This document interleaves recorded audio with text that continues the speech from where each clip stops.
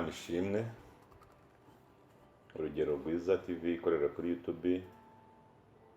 Tunejejwe no gukomeza kubagezaho ibiganiro kandi dukomeza kubashimira ko mutwereka ko turi kumwe muri ibyo byose. Imana igikomeza guhabwa icyubahiro.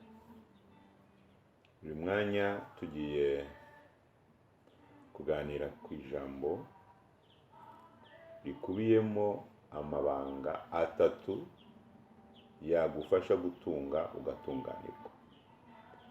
Amabanga atatu yagufasha gutunga ugatunganirwa. Buriya abantu benshi ku isi baratunze ariko ntibatunganirwa.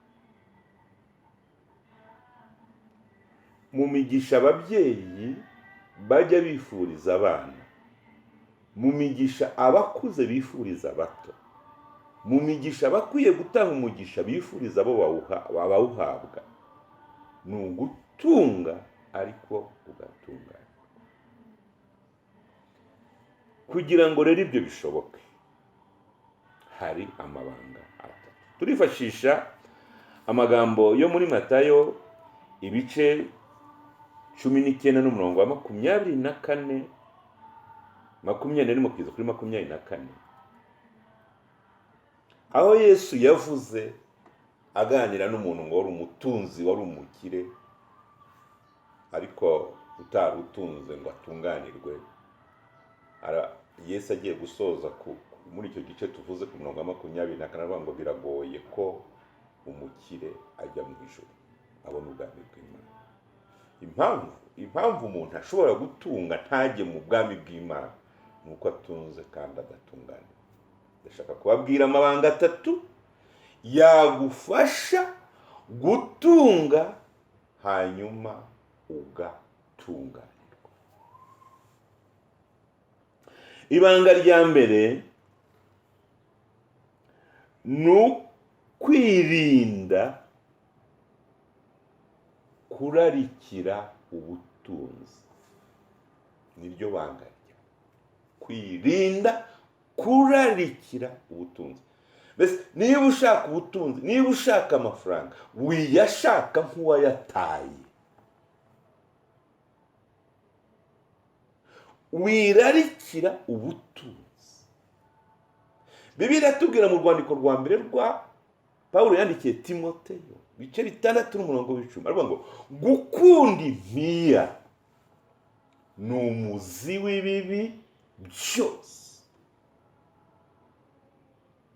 Umubwiriza 5 n'umurongo wa 9 kugeza ku 10 hakatubwira ngo iyo umuntu afite uwo mutima wo gukunda impiya ngo ntabwo yige ngo izo wamuha zose ntahaga.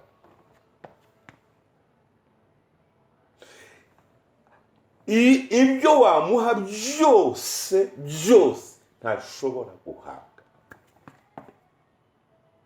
kuko afite umutima wo gukunda impiya,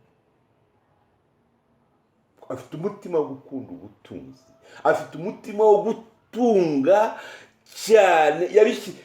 Mbese ubutunzi bwagiye hejuru y'umutima. Niba ushaka gutunga ugatunganirwa, umutima wawe wuhe kunyurwa.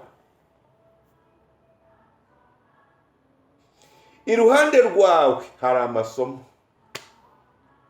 iruhande rwawe hari umwarimu ukwigisha, kuko n'abayatunze bakagira menshi ku buryo bayabara bifashishije ibyuma by'ikoranabuhanga, bakagira amanyamahanga n'amafaranga y'igihugu. Igihe cyo gusoza bagera ntacyo bajyanye, aho wari ukwiye kuhakura isomo. Wiyashaka nk'uwayataye kuko nunayabona ntuzayajyana. Ibanga rya kabiri, niba ushaka gutunga ugatunganirwa, niba ushaka gutunga ugatunganirwa, ibanga rya kabiri, wirinde kwibira muri duke ufite.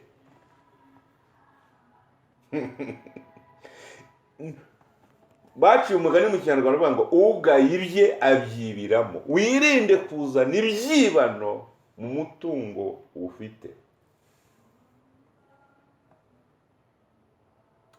Akani usomwa muri Yosuwa ibice 6 n'ibice 7 havuga amakuru y'uwo mugabo. Yari umusirikare. Abasirikare bafite akazi ko kugera ahantu henshi bakabona ubutunzi bakabonesha amaso, kubera ko umurimo wabo bemerera kwinjira ahantu hari ubutunzi.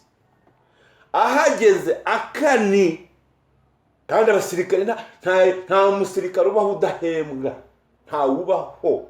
Uwaguhaye igisirikare iteka aba yishingiye kuguhemba. No muri iki gisirikare cya Yesu turahembwa, ntidukorera ubusa.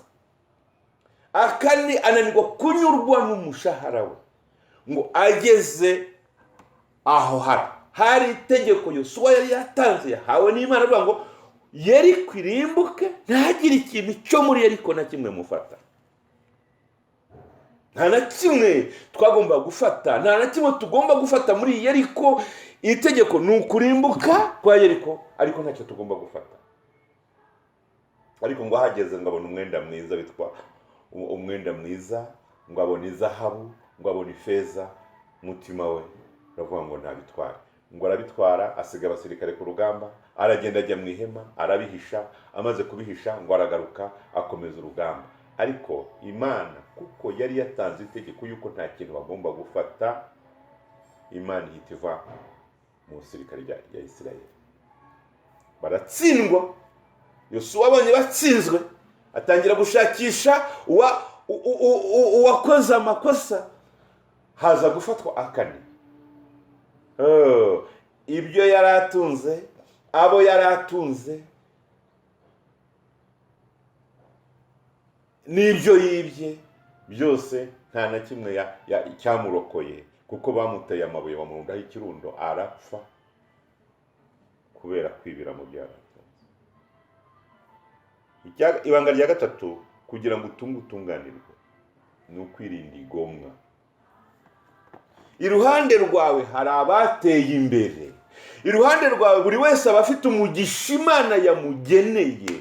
Iyo abantu bahagurutse bagiye mu kazi, bagiye gucuruza, bagiye guhinga, bagiye korora, bagiye gushakisha ibibatunga, umuntu wese aba afite ko Imana yamugeneye. Nubona mugenzi wawe yungutse, ntumugirire umutima w'igomwa, kuko nugira umutima w'igomwa,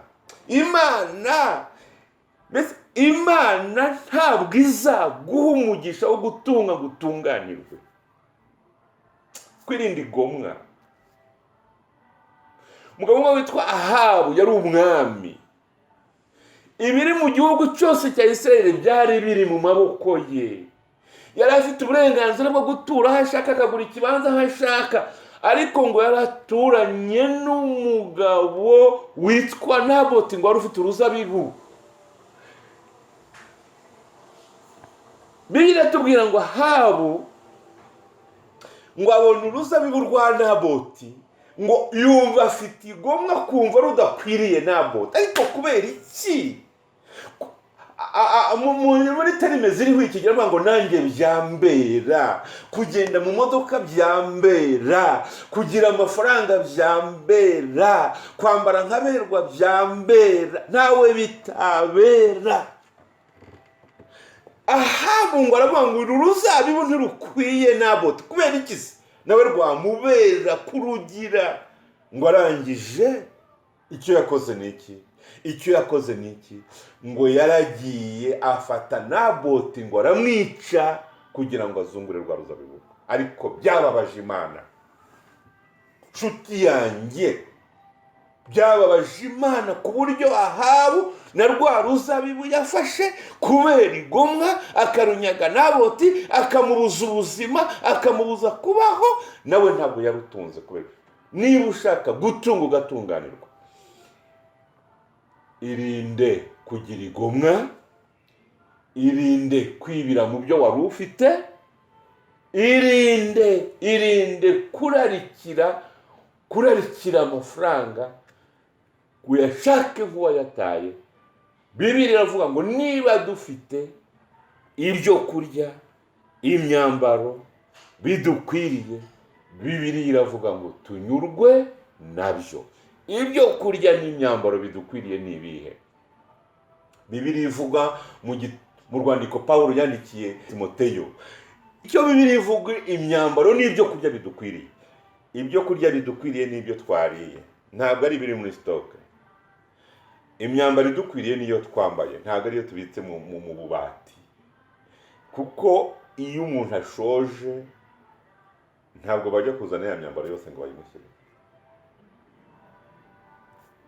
Iyo wambaye niyo, ibyo wariye nibyo, naho ibibitse ntuzi uwo wabibikiye. Ushobora kuba biri no mu kabati bibuze kwiribwa n'abandi.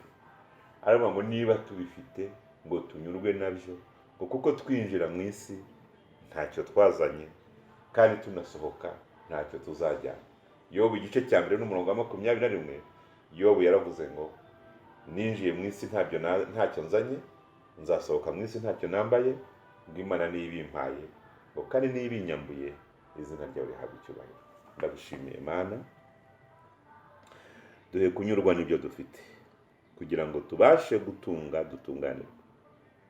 Uyu mubyeyi unkurikiye, uyu mugabo unkurikiye, uyu musore unkurikiye, uyu mukobwa unkurikiye, buri wese umuhe iyi mpano yo kunyurwa n'ibyo afite kugira ngo abashe gutunga atunganirwe, dusobanukirwe formule y'ubutunzi. Izina ryawe rihabwe icyubahiro. Ndagushimiye kubyemeye mu izina rya Yesu. Amen.